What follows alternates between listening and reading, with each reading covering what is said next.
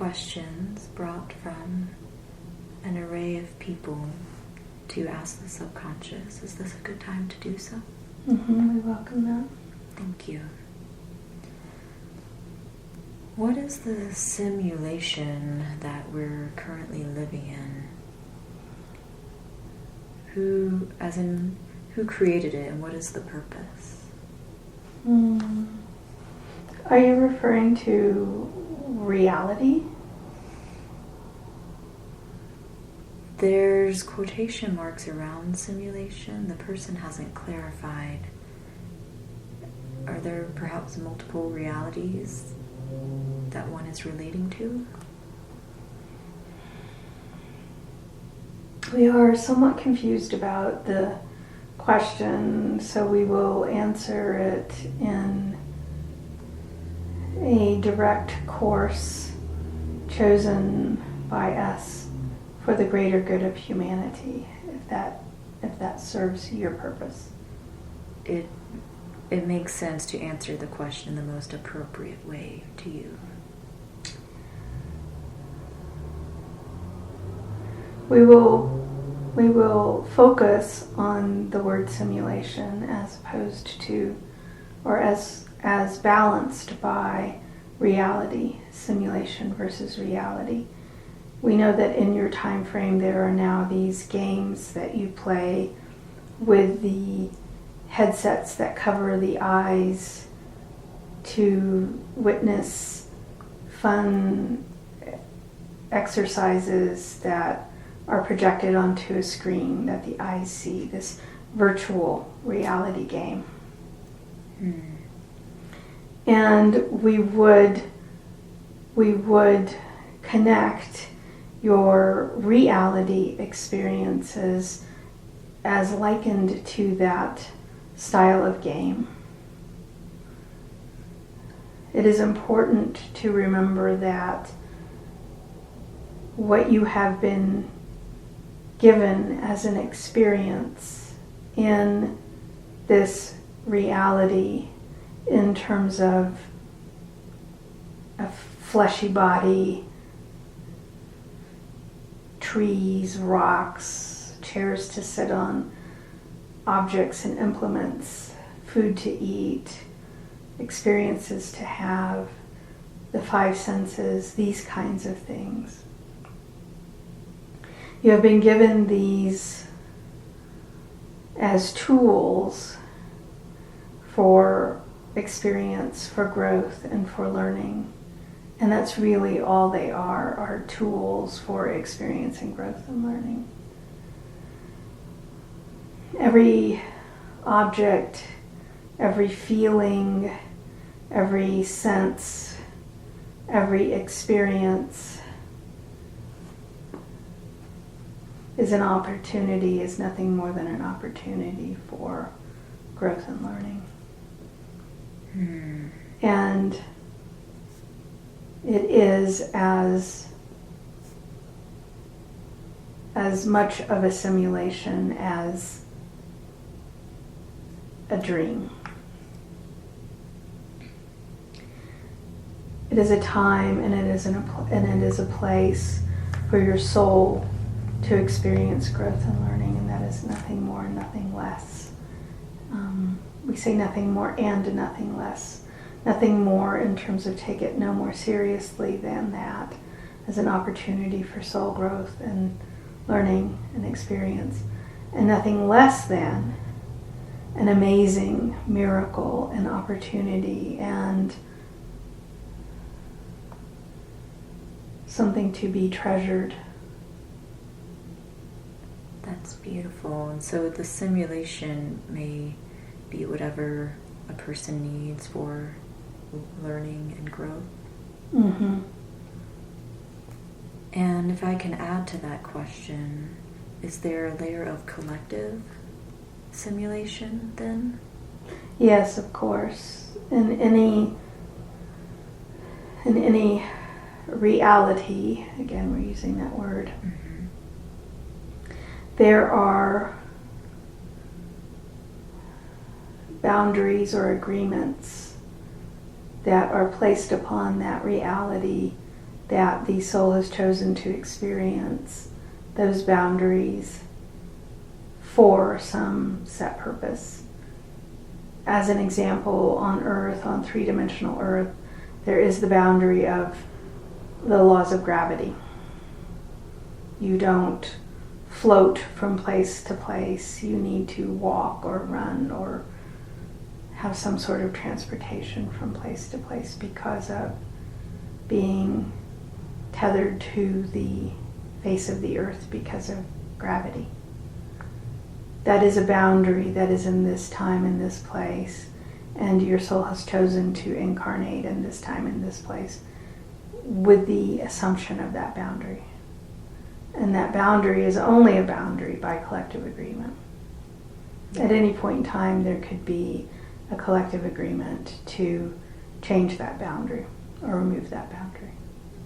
And that would probably happen beyond time and space of the third dimension or whatever dimension they might be in.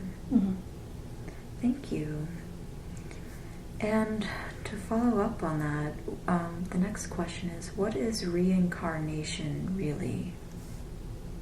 Mm-hmm. Humans have applied these funny words because of a boundary and the reality that you've chosen to experience of linear time. And so it is extremely difficult, we recognize it is extremely difficult for the human mind to ponder or expand beyond the concepts of linear time, because it is all you have known how to experience in this reality. It's one of the boundaries of this reality, that time is linear and it moves in one direction only. But this is just a boundary for this reality. It is a subroutine written in the code of this virtual reality game that you are playing, to use the game analogy. Understood. There is no such thing as linear time. There's no such thing from a soul level perspective of time. And so reincarnation, the re is somewhat humorous to us. As if something is recycling, as if something is going through a repeated process, like one would shampoo one's hair, rinse, and repeat, as if it's a repeating cycle.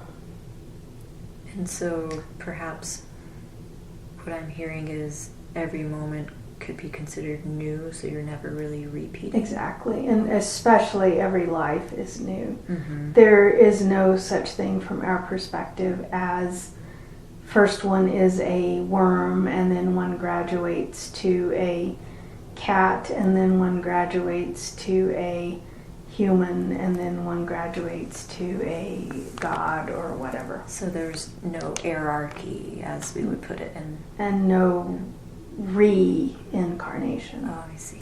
Okay. One is a worm, a cat, a human, and a god simultaneously. Understood. Now. Mm-hmm. But we're not necessarily, based on our physical bodies and boundaries, we're not aware of these, living these multiple things at once. Not in your normal waking state of consciousness, that's correct. Are we sometimes aware of this in our dream time? You can in dream time, you can in this very method of hypnosis. Mm-hmm. You can connect to these other lives. Yes, this hypnosis is a good method for accessing those other lives. Yes, we would use the term, though, incarnation, not reincarnation. So shift to incarnation. Yes. Thank you. And we will refer back to the prior answer on incarnation as the simulation, as the virtual reality game. Mm-hmm. Well, continuing on in that, the next question we have is, in the person's words, I guess I really want to know what specific things would hold a person back from ascending. What things would help a person ascend? And they give an example: if someone is going to ascend and has a broken leg, will bringing on pain meds stop them? That as an example. First, we must understand the concept of ascension. From our perspective, this concept of ascension is this soul growth and the ability, the amazing gift to witness significantly expanded and accelerated soul growth within an incarnation. At the acceleration, at the expansion that has never been seen before in human history. We want to have clarity on that term, ascension, before we answer the question. That's very good. And so then what would hinder this extremely accelerated and extremely expanded soul growth within the incarnation? There is only one thing that we would caution the human going through this type of experience, and that is fear. Fear and fear energy. Fear and fear energy are the only thing that can hinder this expanded and accelerated soul growth.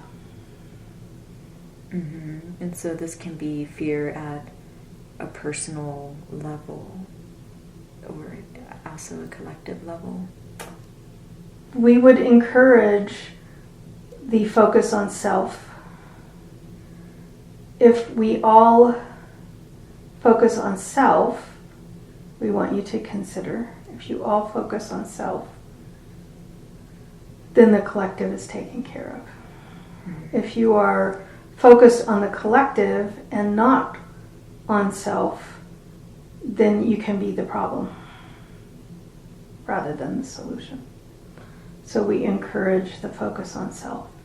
And we encourage then, if the asker is interested in participating in ascension, then we would ask for individual focus on transmuting all sources of fear. That's very good, thank you. And so, getting back to their example, it's maybe, so pain meds and examples, physical, say, disruptors of the system, they're not as important in the ascension, in the perceived ascension process. No, unless they are taken with fear. If the person has had an injury to the body, and through the course of healing, there are miraculous pharmaceuticals that may help the process of healing, which may include pain meds, it may include other things. These are, and if the individual is understanding the consumption of the pharmaceuticals as helpful in healing, there is no fear energy. If the individual is consuming the exact same pharmaceutical with a sense of fear energy, oh my goodness, I will get addicted, oh my goodness, I will negatively impact my digestive system, oh my goodness, I will not be coherent in mental capacity, and attaches these fear energy thoughts to the consumption of the pharmaceutical, then the consumption of the pharmaceutical is not helpful for ascension. It has nothing to do with the consumption of the pharmaceutical. It has everything to do with the thoughts associated with, the intentions associated with the consumption of the pharmaceutical. So to segue a little bit with this topic, from now that you've brought forth the concept of the fear being the root of some of this, does that play into how the current situation with the virus is unfolding? Yes. The continual fear? Yes, the fear continues to spread the virus. Mm-hmm. The virus itself is benign, and we say benign as any other virus. There are many, many co-species that live with you on your planet. Mm-hmm. Bacterium, virus, fungi, that can infect the human body and cause wellness-related issues. Most of the time you live in beautiful symbiosis with these beautiful creatures. Mm-hmm. And we know over the course of human history, human experience, that sometimes the symbiosis is not quite as peaceful and can wreak havoc. These other beautiful creatures can wreak havoc on the human body. This virus happens to be one. However, the extreme fear that is being placed on this experience is an opportunity to see fear as fear. It is an opportunity to witness fear as fear. Mm-hmm. Explosive fear as fear, in order to transmute it, in order to heal the fear, in order to move past the fear towards ascension. Because it's so much on the surface. Yes, it is an opportunity to see fear for what fear is. And so if someone, now that they're coming out with vaccines, if someone were to take this first round of vaccines from a place of fear, they're perhaps still not fully healing or learning what they need to learn? This is correct. Okay. And it will be a further opportunity to witness through fear. And perhaps for that individual, consuming the pharmaceutical out of fear, consuming the pharmaceutical in the form of the vaccine with fear, mm-hmm. may potentially continue to harm the body as the virus does. The next individual in line for the vaccine who is consuming the pharmaceutical with an intention for health and wellness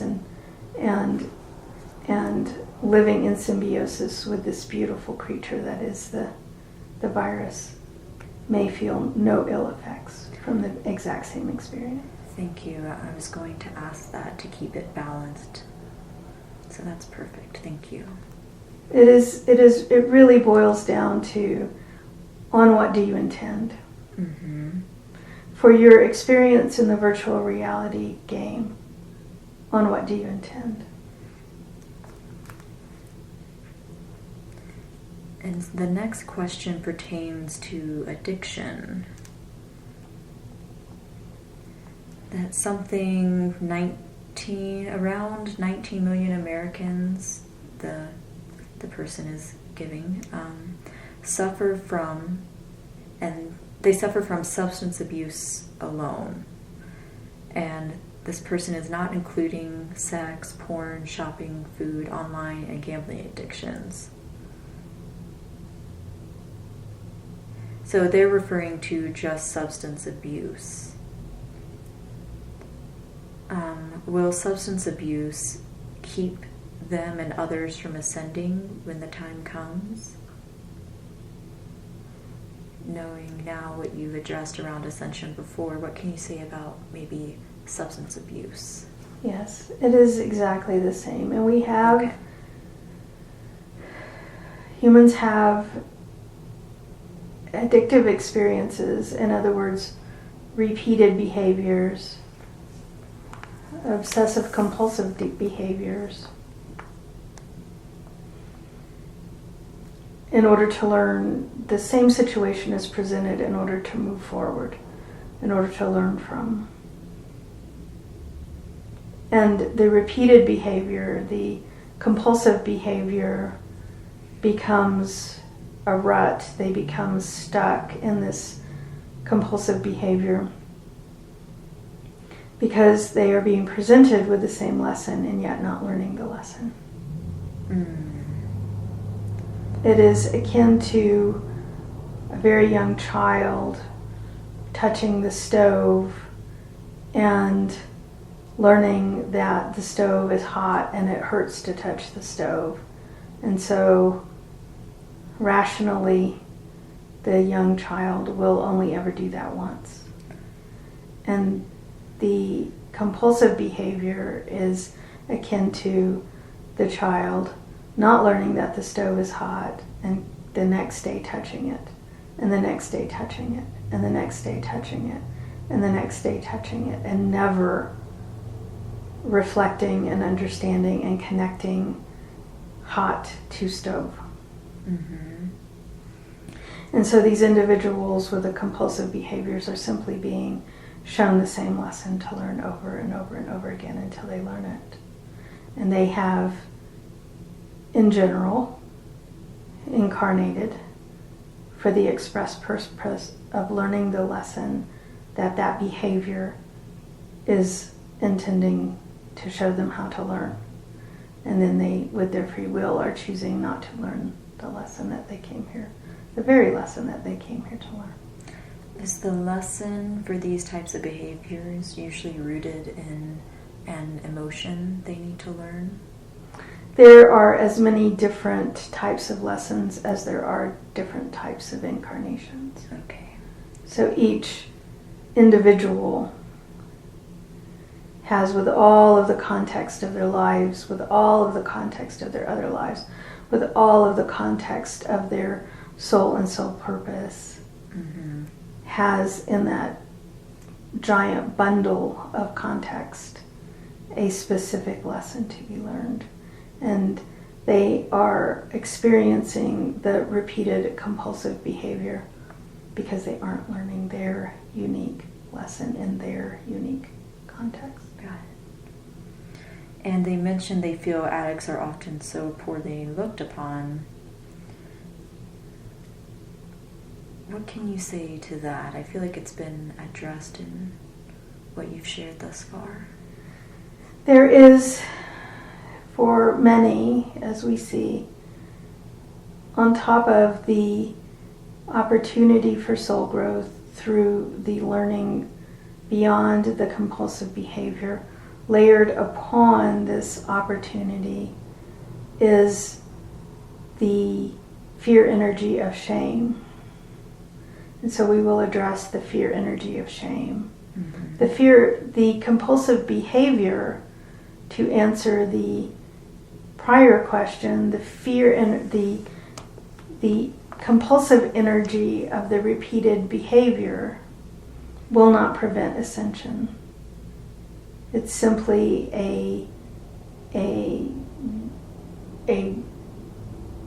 movie stuck in repeat over and over and over again. It's simply a lesson not being learned. There is no fear energy there. That has nothing to do with ascension. So it's more the fear, if you don't mind me clarifying, it's more deep emotions like fear, especially, that can hold one back in a sense, in a linear sense, versus having a lesson like a substance abuse. That's just something you can continue to work through at a different level. Yes. Okay. However, shame is fear energy. So the compulsive behavior in and of itself does not necessarily hold fear energy. One can think of one type of human that you would call autistic, involved in a compulsive behavior, and there is no shame energy associated with this compulsive behavior. Let's say compulsive hand washing or compulsive drumming with fingers. For that person, it's not rooted in fear, shame. There is no fear, there is no shame. In fact, there is compassion for this individual, for their brain state of their compulsive behavior.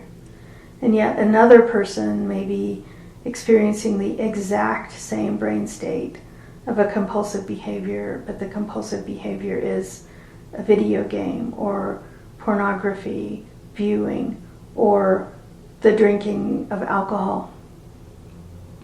And the societal shame that is put on this very same compulsive behavior, this lack of compassion that then breeds the shame, does create fear energy. Thank you. And what can we do to help ourselves? Compassion. Compassion. Compassion for everyone in their lessons, in all lessons, and especially in lessons that are not being moved through, that are not being addressed with learning and growth. Compassion for one's brother in all situations. That's very helpful. Thank you. And to curve the topic just a little bit, the next question I have for you is, why were there so many serial killers in the 70s and 80s? Which we're sort of looking at this question from the perspective of where we might be now in consciousness from actions such as mass serial killings in the 70s and 80s. Humanity is only capable of this acceleration in growth, that is the ascension, because of the prior collective growth that has taken place amongst humanity. Mm-hmm. We would encourage you to reflect upon your history as humanity. And we can go back much further in your timeline to see things like colonization and the genocide of indigenous peoples. We can move further forward into global scales of war. We can move forward in your linear timeline to the potential of nuclear annihilation of the planet. And then we can move further in your timeline to this phenomenon of which you wish to address, which is the serial killing. And so we can look at this grander scale of the timeline of humanity to witness soul growth, to witness ascension. This is ascension, not at an accelerated path as you're preparing to receive, but we can see in a very, very linear way humanity's ascension by simply looking at a very brief timeline, linear timeline of your history. Thank you. That seems like a very clear answer. And that's a great lead into the next question about this person has heard a lot of whispers about the date of December 21st, 2020. Is there anything we should be expecting?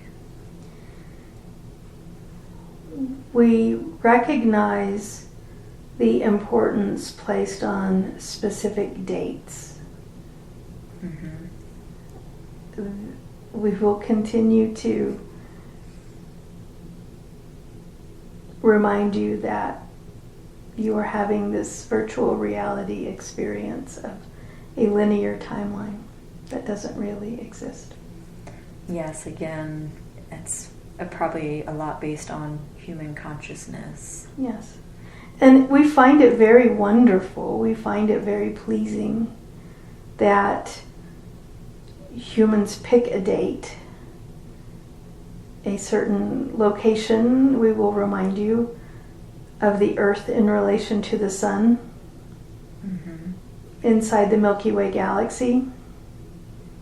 inside the universe as a larger, this teeny tiny little positioning of when the Earth is on this arbitrary date of this arbitrary calendar that is intended to be symbolic of where the Earth is in relation to the Sun at any given moment in linear time.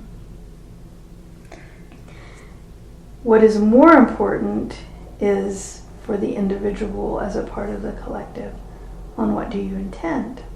Mm-hmm. And so if many, many, many humans set an intention for a certain experience on a certain arbitrary date with a certain position of the Earth in relation to the Sun, if the intention amongst these individuals is resonating collaboratively and collectively with their fellows, then reality can shift quite easily, quite well facilitated amongst this intention.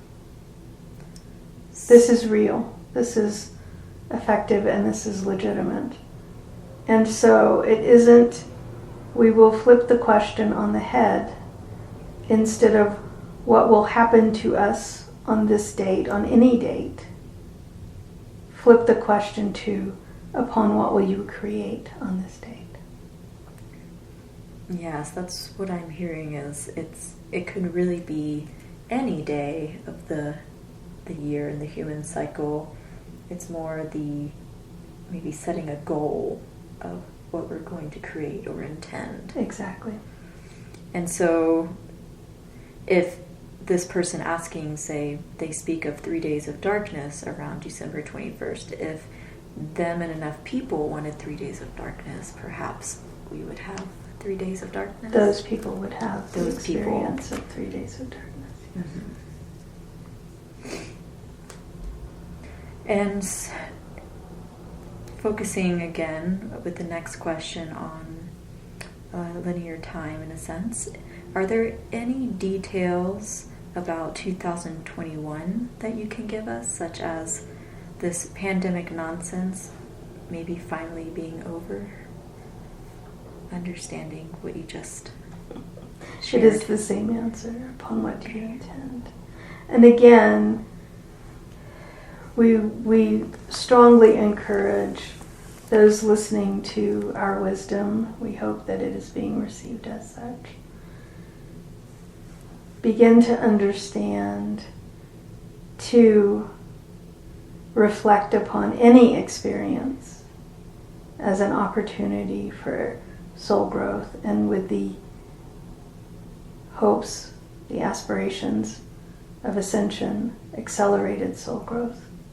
And so more extreme opportunities, more stressful opportunities being presented are examples, phenomena of accelerated soul growth. Nice. So if the next question are there any big changes in the near future? That's really based on the soul growth that occurs. Yes. If this is the same person asking, will I experience ascension, then big changes would be anticipated. Mm-hmm. If this is the person saying, I want no growth, I with my free will, I do not want to experience ascension, I do not want to experience any growth, mm-hmm. then this person may not experience any changes at all.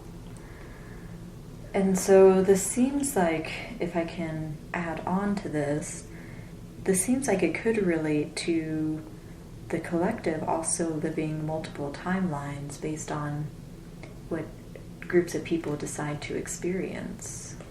Yes. We like to use the analogy of an ocean if you or your listeners have ever been in a boat far, far away from the shore in an open ocean. The ocean is not smooth. There are millions and millions and millions of tiny little waves on the surface of the water, all going in different directions, all moving in slightly different ways. Your collective reality is like this. The ocean is one. There is one ocean. And yet, at any given time, any particle of water could be experiencing this wave phenomenon in one way, and then another way, in one direction, and then another direction, and up and down, and left and right, and front and back, as different from its fellow particle of water on a different wave. Does this make sense? It does make sense.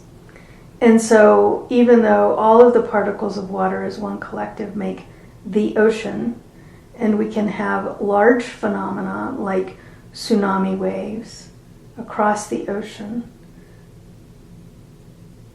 but at any given time, at most points in time, each particle of the ocean is witnessing a different event in their small sphere of reality. And so every individual has the capacity to think of any given circumstance that may be happening on the ocean at that exact instant in time, in reality at that exact instant in time, may be taking and experiencing very different realities than their fellows. Understood. For some people, we will take the prior example of the virus. For some people, this has been a time of welcome relief, a time of living a slower pace with small children, and a magnificent blessing in terms of how the days are spent. For other people, this has been a time of resistance and rally and refusing to wear the mask and calling on fellows to rise up and fight against the system. For other people, this has been a time of interacting with the virus in a way that has allowed them to exit this existence. Mm-hmm. For other people, this has been absolutely no change at all. Business as usual. Nothing has changed for them. And so we see all of these different waves on the ocean, the collective human experience, having the exact same phenomenon, but in their sphere of reality, presenting very different opportunities. Mm-hmm. And is it almost that we each have the choice of how we relate to this phenomenon? Exactly, as any phenomenon. Any phenomenon. So any big changes could take place in the near future, and the more important factor is how we individually choose to relate to any changes. Yes. Phenomena. Yes. Okay, thank you. Now we do want to add that it is critically important that the collective of humanity recognize that many, many, many human systems are not only not optimized, but they are unwell. Mm-hmm. And so many of the changes that are happening right now are a subconscious understanding of so many people recognizing that things cannot go on, things should not continue in the way they've continued.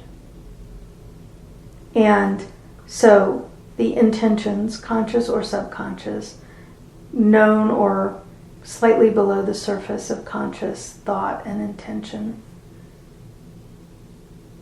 with all of that going on with so many people at the same time, recognizing that so many of the systems are unwell, then there can be a collective modification or change in the reality, in the virtual reality game, such that it forces change on systems for everyone in the virtual reality game. We will give an example of this at this moment, again, using the virus as a platform upon which to teach. You will see now across the world, across the globe, in places that are being significantly affected by the virus, where the fear energy is great around the virus. Very quick, fast, and significant changes to the way in which small children are being educated, the way in which schools for children are being implemented. And we see great changes in this system. The systems are breaking. In many cases where the interaction with the virus has been clustered around fear, then we see great changes to the education system of small children. This is an example of how the undercurrent of this situation, there is an intention, a collective intention to say our education systems are not well. We shall break them and we shall make new ones that are better. And we are seeing the breaking. And now the time is for rising to build the better. Mm-hmm. And the same could be said of our political structure. Every system that is unwell. Every system is, and there's many that are unwell. Yes. Thank you. I'm sure many will benefit from that information. And so as we go back to this question, mm-hmm. what kinds of changes should we see in 2021? I think that was the question. Yes. Upon what systems do you intend to recreate? These will be broken in order to be recreated as new. So one could reflect on the systems that they feel called to address for breaking and recreating. Yes. Okay. And all of this extreme breaking, extreme recreating, this seeming acceleration of changes, this seeming extremity of changes is because of the acceleration with ascension. And so we see this at the collective level, and individuals may also see this at an individual level where perhaps it feels like they need to restructure, break apart and restructure several things almost at once. Mm-hmm. That is ascension. That is ascension. And do you have advice for people experiencing that also on the personal level? This restructuring and almost like the step back and the step forward. Ascension will happen with grace and with peace when there is no fear energy. Mm-hmm. So if they can continue to release the fear energy, they will have a smoother, graceful journey. Yes. Thank you. And what words of support would you have for how households should be handling their use of energy and water and waste needs at the individual or family level? Perhaps looking at how these are becoming valuable resources, energy and water and such.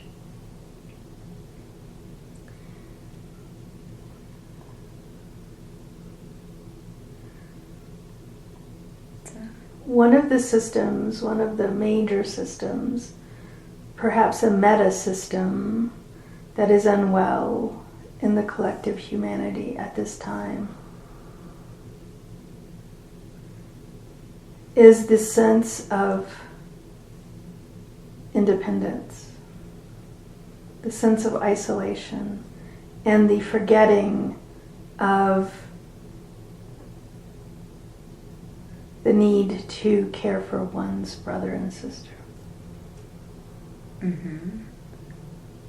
When we look at your systems of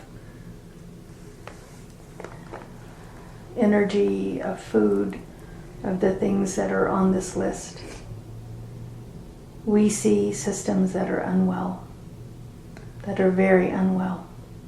So like the use of energy, the use of water, the transmission of waste, those systems may be unwell.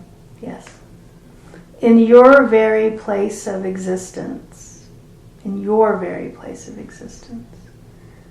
there are some people with easy access to clean and beautiful and clear water. And not miles from this exact location, there are people that do not have access to any water. Mm-hmm. Their water must be brought in via a vehicle for their use.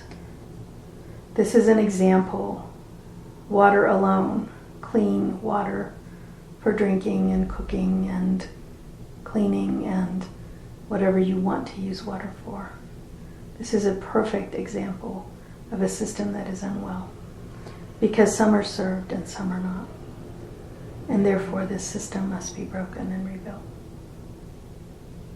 And knowing that relates to the southwestern region based on water access. So that's almost an example like that of communities that have water and communities that do not. It's perhaps an issue of how we make the system itself more accessible financially or with infrastructure and those things more. And all of that is simply a lesson in ascension, which is remembering that you are all one. Which the word cooperation comes to mind with things like that. Is that more prevalent as we see that we're all one? We caution against an attitude of, I have more and therefore I will give you some of mine. An attitude of charity. I am rich and you are poor. Here I will contribute to this charity such that you are not poor. We want to encourage, you are all one.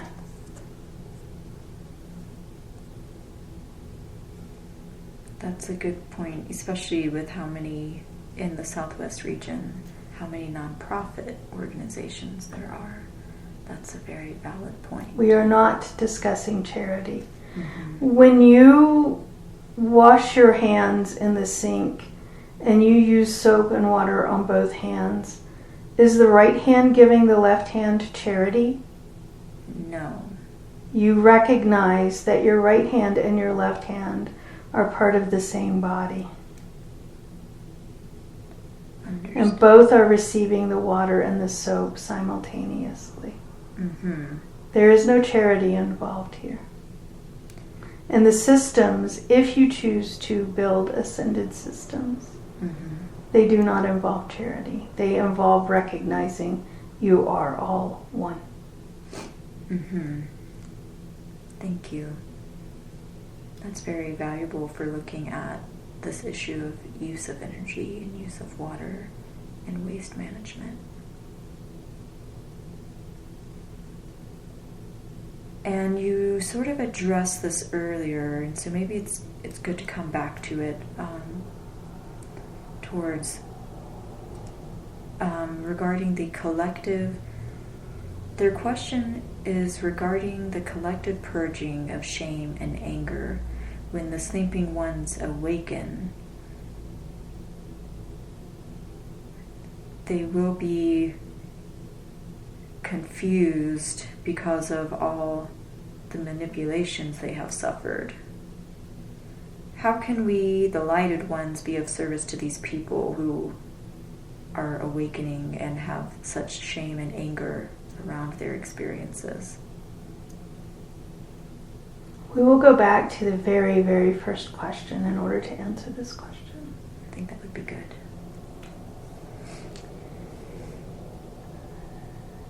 We feel that there is a sense in these questions of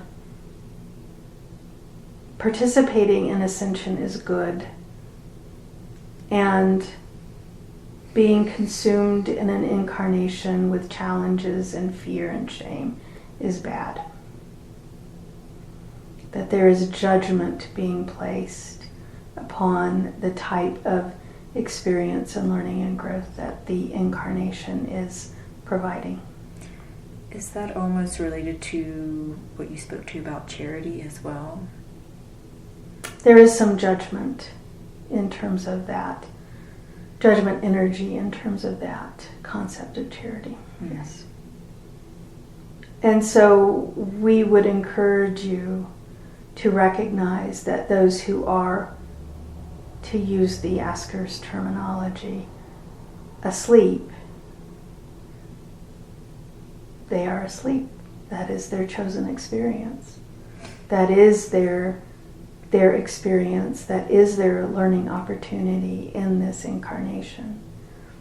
It could be a situation where this individual, the soul has chosen to go through very extreme levels of growth, from all the way from unaware to the greater, all the way to an extreme awakening of understanding the greater in a single incarnation. Mm-hmm. It could be that the individual has chosen a human incarnate experience that has them be born, live, and die without understanding, without remembering the greater truth in the entire incarnation. Both are perfect incarnations. What one can do to help others is to simply ask, how can I help? Mm-hmm. And meet the fellow human at their need, rather than assuming that awakening anyone is appropriate or even correct. One of the greatest questions that you can ask your fellow is, how can I help? Mm-hmm. And it gives them the space to identify for you what they want help with. At their level, at their need, without your judgment of where they should be at or what they should be experiencing. Mm-hmm. How does the light worker help others to awaken? They don't. Mm-hmm. How does the light worker help his or her fellow? They ask, how can I help? Thank you. That's very valuable information, because I'm reflecting on some of the social movements, especially happening right now, where sometimes it feels as though there's a push for people to change their perspective, and that can be a good thing, but we also are not fully responsible for the perspective they hold. Does that make sense? Yes. Okay. And in these social movements, whether it be a collective ethnicity, a collective gender, a collective of any sort, the outsider who wants to help that collective can simply ask someone in the collective, how can I help? Mm-hmm. Thank you. So that feels as though you've laid out a good method for helping heal the madness, as the person with this final question stated. Are there any final words of support you could offer to those who submitted questions? From our perspective, we see the ascension process. We see this acceleration, this beautiful, glorious light spreading. We are somewhat envious of those who are getting to experience it from within, as opposed to our experience from on high. But we are also enjoying the show from our perspective as well. Lovely. And we continue to encourage this release of fear and this move into love. Would you have any practices you would suggest for those who are listening for moving further out of fear into love? The very first thing that is necessary in the transmutation of fear is to recognize it for what it is. And it is just an energy, and you can choose to play with it, you can choose to accept it, you can choose to experience it if you want. And it may bring great growth. It may be the perfect thing for you to be experiencing at this moment. So it isn't an automatic shunning or pushing away of fear energy. But the very first, the most important step is to recognize fear energy as just that. It's just fear energy. And you can choose to accept it, bring it into your experience, use it, play with it, or you can choose to recognize it and then move away from it and choose a different energy to play and experience with. It's your choice. But the first step, the most important step, is simply recognizing fear as fear.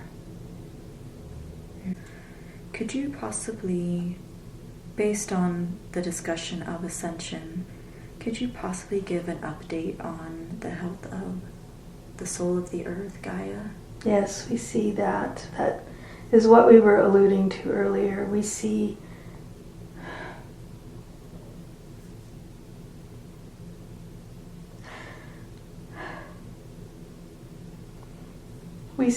a crystal crown of white light on her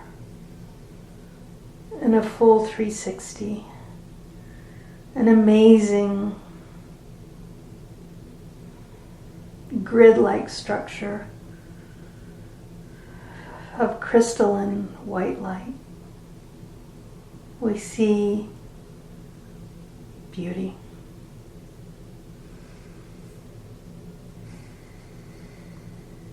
She is receiving exactly what she needs. She's very happy. Thank you for sharing that. Based on all the restructuring on the earth, it's easy to ask how she's doing herself. She's very happy.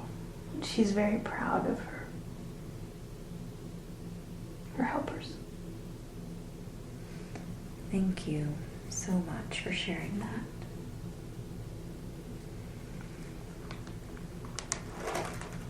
Is there anything else that you, the SE, feels should be shared before I close the session?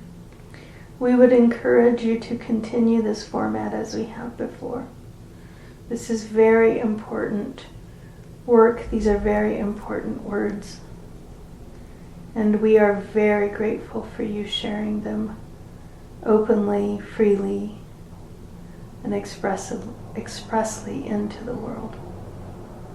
And we would encourage you to continue this process with us. Well, thank you. Thank you for continuing to be here with us. I know we all appreciate it.